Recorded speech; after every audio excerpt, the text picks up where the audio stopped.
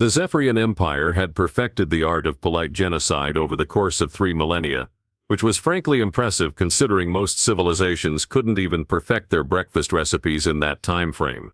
Their latest masterpiece of bureaucratic brutality came wrapped in the usual flowery language about strategic resource reallocation and voluntary population redistribution for mutual benefit. Translation: get out or get vaporized, but please sign these forms first. The official decree had been transmitted across 17 star systems simultaneously, because nothing said we care about your feelings quite like a mass eviction notice. The Zephyrians had discovered that humans, despite their alarming tendency toward explosive reactions when threatened, were surprisingly compliant when presented with proper paperwork. It was almost endearing, really, how these primitive bipeds respected authority even when that authority was actively planning their extinction. Deep in the Kepler-42 system, on a mining station that looked about as threatening as a particularly rusty tool shed, one human engineer received the message with the kind of calm that should have been the first warning sign. She sat in her cramped command center, surrounded by displays showing ore extraction rates and geological surveys, reading the ultimatum with the same expression most people reserved for grocery lists. The station itself was a monument to human mediocrity. At least, that's what the Zephyrian surveys had concluded. 17 separate intelligence reports had classified it as minimally strategic, maximum effort required for minimal gain. The humans had been mining rare earth elements here for the better part of a decade, pulling just enough platinum and iridium out of the asteroid belt to make it worth their while, but not enough to warrant serious attention from the galactic community, which was exactly the point, though the Zephyrians remained blissfully unaware of this particular detail. The evacuation notice itself was a work of bureaucratic art. 47 pages of legal justification for why the Kepler-42 system needed to be temporarily requisitioned for essential military infrastructure development. The Zephyrian Empire, in their infinite wisdom, had decided that humans were simply too inefficient at resource extraction. Professional courtesy demanded they be given 24 hours to collect their belongings and remove themselves to designated refugee processing centers. How thoughtful of them. The engineer, whose personnel file listed her as a mid-level operations specialist with a tendency toward equipment modifications and an unhealthy obsession with coffee, scrolled through the document with practiced indifference. She paused occasionally, not at the threats or legal clauses, but at particularly creative examples of bureaucratic language. Involuntary relocation assistance was a personal favorite, right up there with aggressive peacekeeping measures. Around her, the mining station hummed with its usual mechanical symphony. Ore processors churned through tons of raw asteroid material, refineries separated precious metals from worthless rock, and transport shuttles moved cargo with clockwork precision. To any casual observer, it looked like exactly what it claimed to be, a small-scale human mining operation, barely profitable, definitely not worth a second glance. The galactic power structure had remained remarkably stable for centuries, built on a simple principle: the strong consumed the weak. But with proper paperwork and advance notice, humans had somehow managed to carve out a tiny niche in this system by being simultaneously useful and unthreatening. They were excellent miners, decent engineers, and absolutely terrible at large-scale warfare. Perfect tributary species material.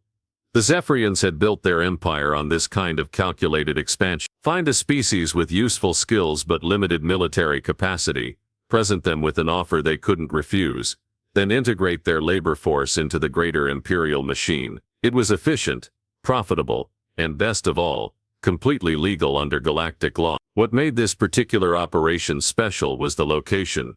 The Kepler-42 system sat at a strategic crossroads between 3 major shipping lanes, making it an ideal staging ground for future expansion into the Perseus Arm. The humans had been working these asteroids for years, building up infrastructure and mapping resources with their typical obsessive attention to detail. All the Zephyrians had to do was wait for them to finish the hard work, then step in and claim the fruits of their labor. The engineer finished reading the ultimatum and set her tablet aside with the kind of careful precision that suggested significant thought behind simple actions. 24 hours.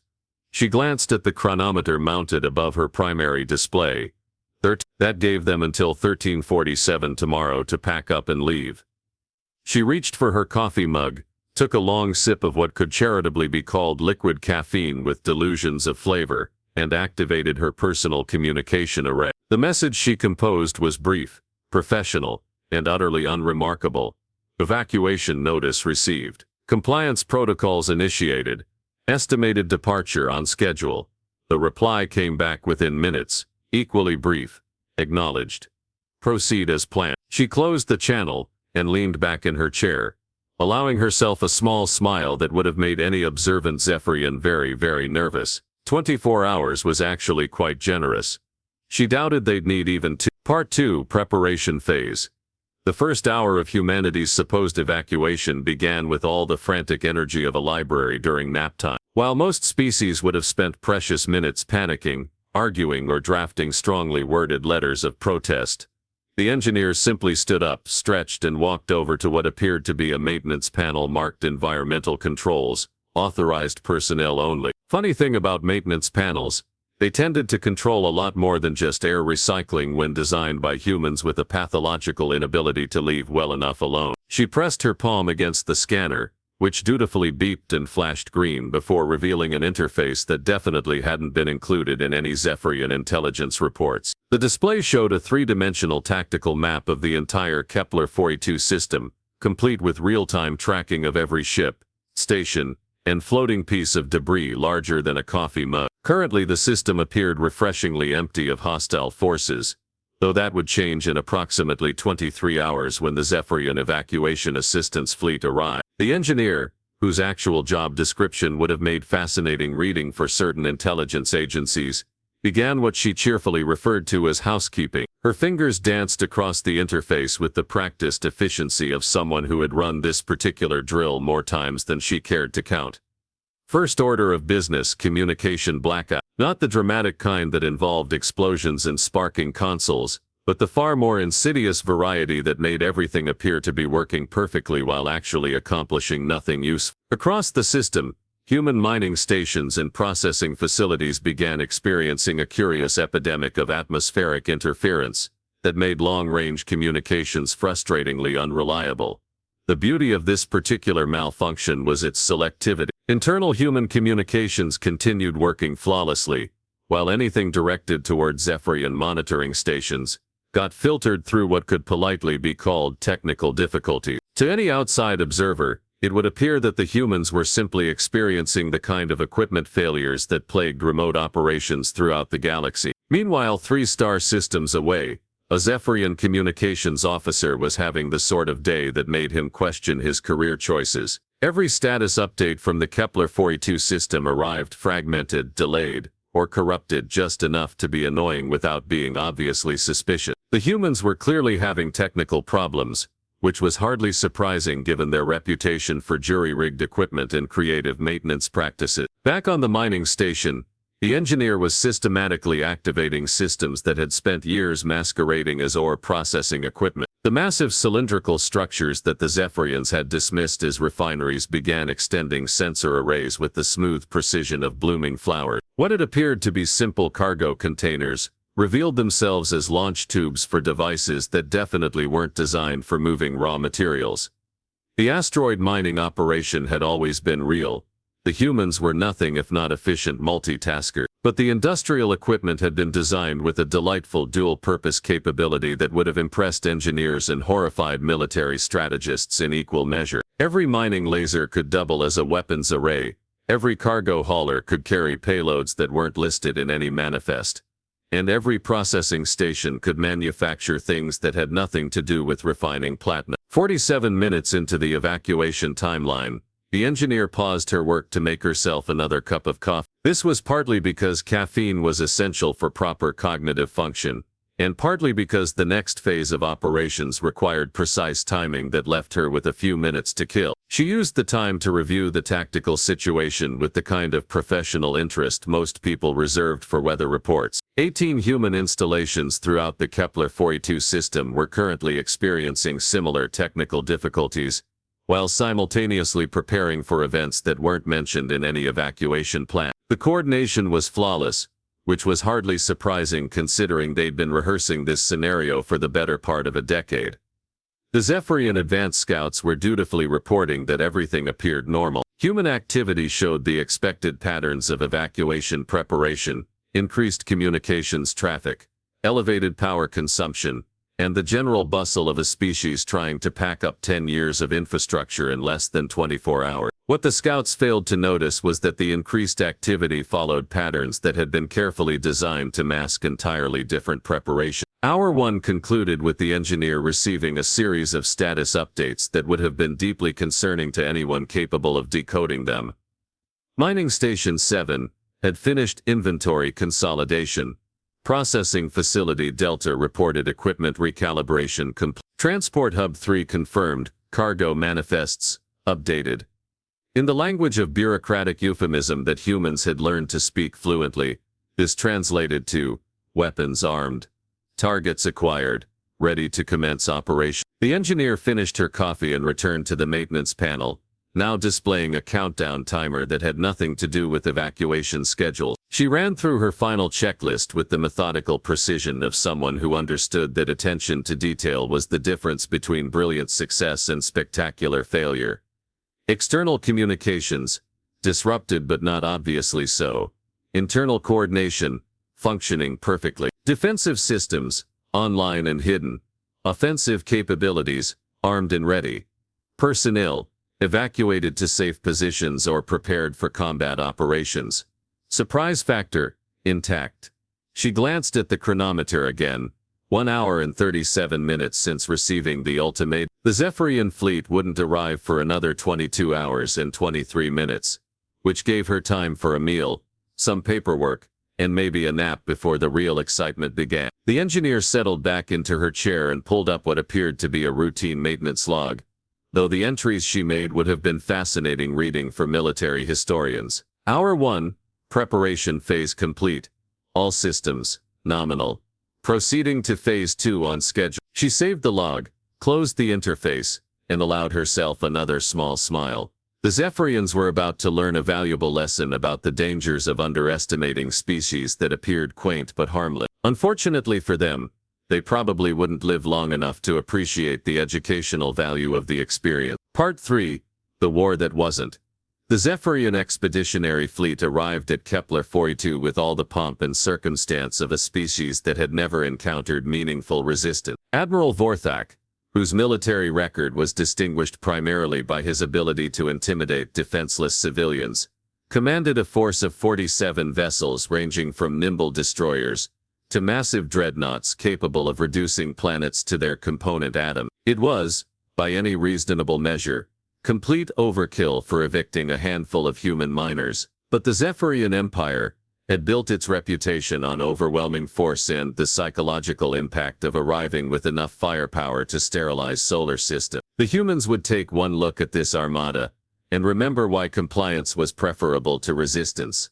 The fleet dropped out of hyperspace at precisely 47 hours, exactly 24 hours after the ultimatum had been delivered. Admiral Vorthak settled into his command throne with the satisfied expression of someone about to complete another routine administrative task. His tactical displays showed the expected scatter of human installations throughout the asteroid belt, all broadcasting the proper identification codes and maintaining standard operational patterns. Status report, he commanded, because dramatic pronouncements were part of the job description. All human installations responding to communications. Admiral, reported his operations officer. They appear to be completing final evacuation preparations.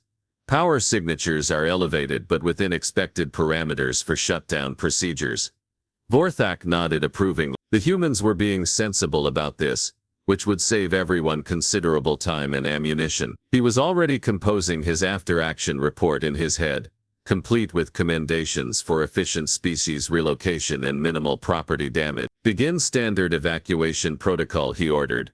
Signal all human facilities to. The universe chose that moment to demonstrate its twisted sense of humor. Every single ship in the Zephyrian fleet suddenly found itself in the deeply embarrassing position of being completely and utterly dead in space. Not damaged, not disabled, not suffering from mysterious technical failures, simply dead. Life support continued functioning. Artificial gravity maintained its grip, and emergency lighting cast everything in a pale red glow that made the situation seem even more ominous than it actually was, which was saying something. considering the situation was already fairly ominous. Admiral Vorthak stared at his command displays with the expression of someone whose worldview had just been thoroughly shattered by physics. "Report," he managed, though his voice had climbed several octaves since his last command. "All systems offline, Admiral," his chief engineer reported with the kind of professional calm that only came from years of training in how to deliver catastrophic news. "Propulsion, weapons, shields, communications, everything except life support and emergency power. It's as if something just turned us off."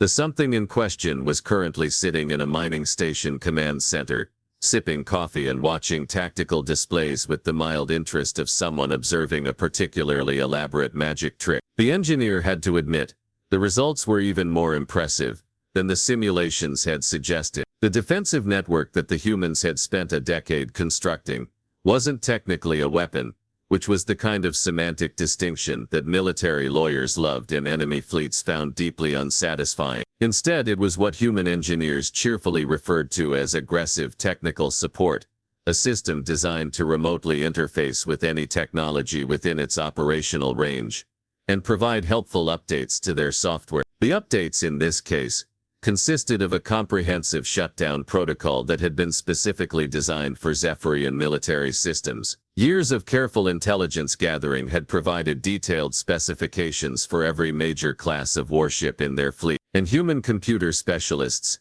had crafted digital viruses with the same loving attention to detail that their ancestors had once reserved for fine wines and precision clockwork.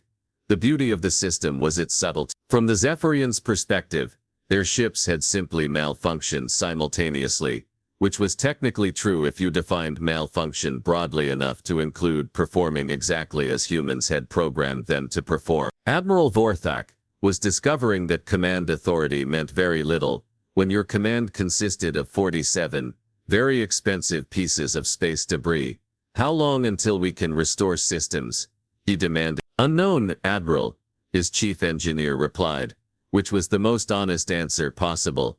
The shutdown protocols had been designed by humans, who understood that the best locks were the ones where nobody could find the keys. "The corruption appears to be at the fundamental architecture level. We'd need to completely rebuild the operating systems from scratch." "And how long would that take?" "Assuming we had the necessary equipment and personnel, several months, minimum." The Admiral's complexion shifted through several interesting colors that weren't normally found in healthy Zephyrian biology. Around him, his bridge crew was discovering that military training hadn't prepared them for the unique psychological challenge of being rendered completely helpless by an invisible enemy that apparently didn't even consider them worth shooting. That was when the communications array crackled to life with an incoming transmission from the mining station. The engineer's voice filled the bridge with the kind of casual friendliness typically reserved for discussing weather patterns or lunch plans. "Good afternoon, Admiral Vorthak. I hope you're finding our accommodations satisfactory. I'm calling to discuss some revisions to the evacuation timeline." Vorthak found his voice, though it took considerable effort. "What have you done to my ships?" "Technical support," the engineer replied cheerfully. "Your fleet was experiencing some unfortunate compatibility issues with our local network architecture. We've provided a comprehensive software update that should resolve any conflicts. This is an act of war. Actually, according to Galactic Law subsection 47.3, this constitutes defensive assistance to civilian infrastructure. We haven't fired a single shot or damaged any of your vessels. We've simply helped them achieve a more stable operational state." The Admiral was beginning to understand that humans had a deeply unsteady relationship with both language and honesty. "What are your terms?" "Terms?" The engineer sounded genuinely surprised. "Admiral, I think you misunderstand the situation. We're not negotiating. We're informing you that the Kepler-42 system is now under human administration. Your fleet is welcome to remain as our guests until we can arrange suitable transportation back to Zephyrian space. You can't possibly hold an entire star system with mining equipment." "Mining equipment?" There was definite amusement in the engineer's voice now. "Admiral, I think your intelligence reports may have been somewhat incomplete, but don't worry, you'll have plenty of time to review the tactical situation from your current position." The transmission ended, leaving the bridge in the kind of silence that usually preceded either brilliant revelations or complete psychological breakdowns. Admiral Vorthak stared at his dead displays and realized that he was about to become the first Zephyrian military commander in 3 centuries to lose an entire fleet without firing a single shot. The war, such as it was, had lasted exactly 14 minutes from the moment the Zephyrian fleet arrived to the moment they became involuntary participants in humanity's most successful military operation. It would have been shorter, but the engineer had waited a few extra minutes to finish her coffee before activating the shutdown protocols. Professional priorities, after all. Part 4. New Management. The galaxy had always prided itself on political stability, which was a polite way of saying that the same species had been oppressing everyone else for so long that it had become traditional. The Zephyrian Empire had spent 3 millennia perfecting the art of bureaucratic domination, building a governmental structure so complex and self-perpetuating that revolution seemed both impossible and exhausting. It was therefore something of a surprise when the entire imperial hierarchy collapsed in the time it took most people to eat lunch. The engineer, whose personnel file would require significant updates following recent events, sat in her command center watching the galactic communication networks light up with increasingly frantic transmission. News of the Kepler-42 incident had spread with the kind of velocity typically reserved for celebrity scandals and plague outbreaks.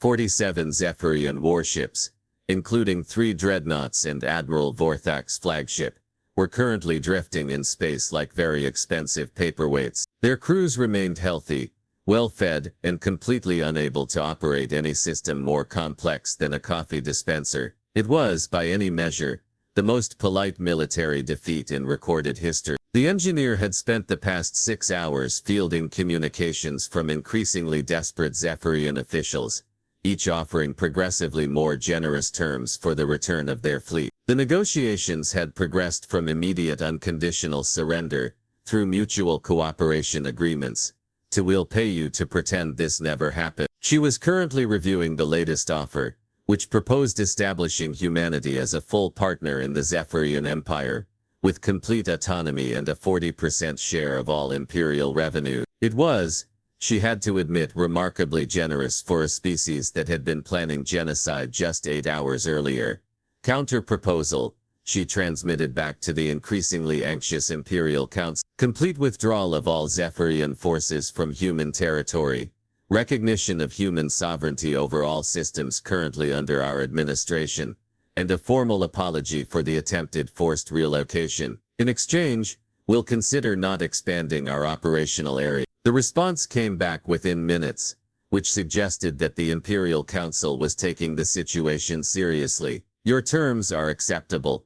However, we must inquire about the extent of your current territorial claim. The engineer pulled up a stellar map and highlighted 17 star systems in red. Current human administrative zones, she replied, subject to expansion based on future security requirements. What she didn't mention was that those 17 systems represented approximately 15% of the galaxy's most strategically important territory. The humans hadn't simply been mining asteroids for the past decade.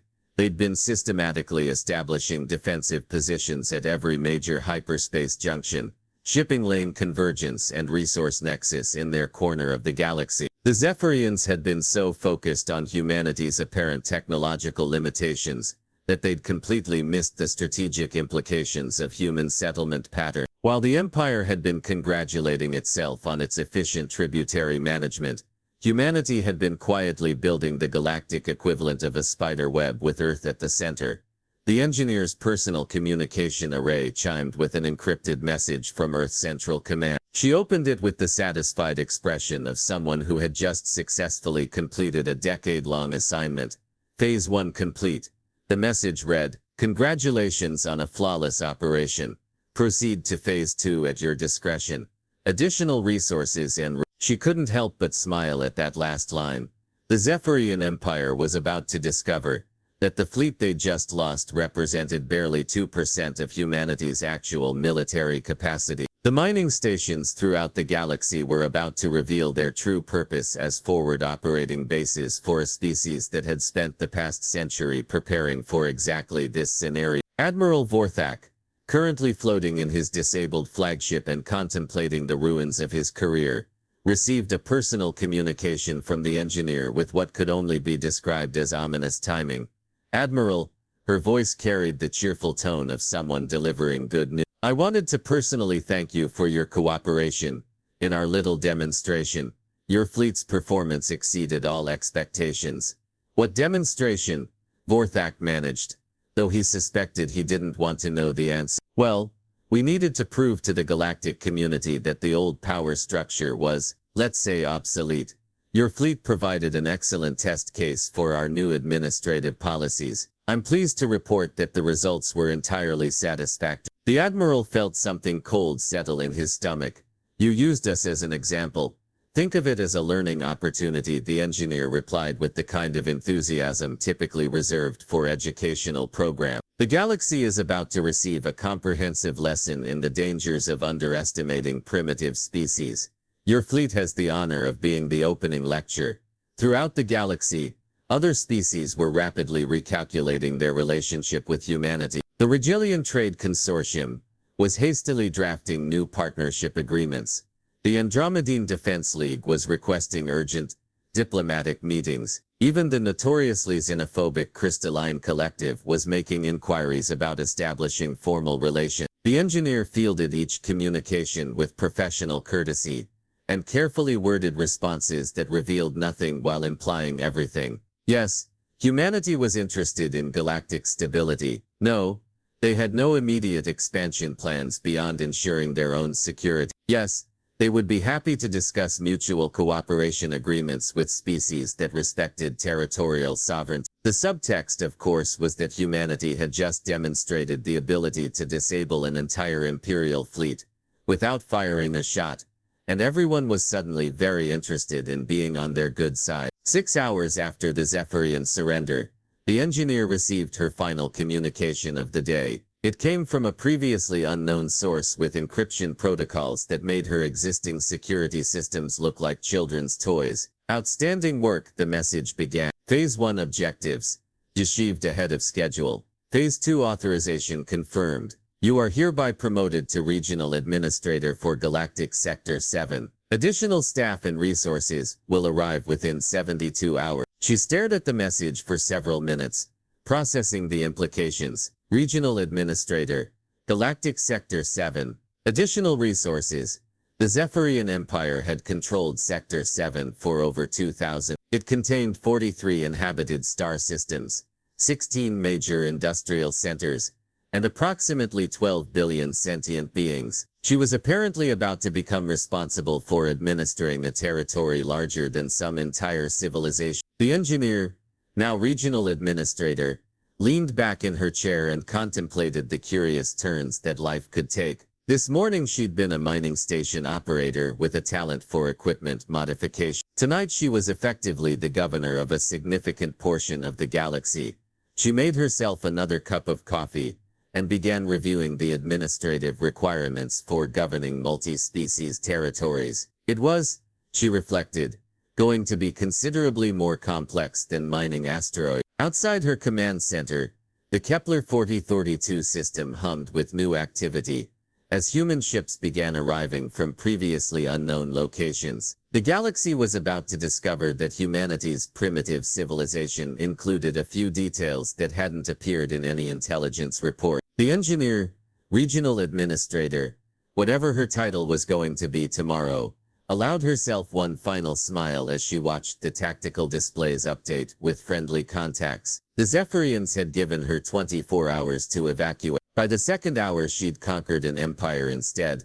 The galaxy, as it turned out, was going to require some significant administrative adjustment.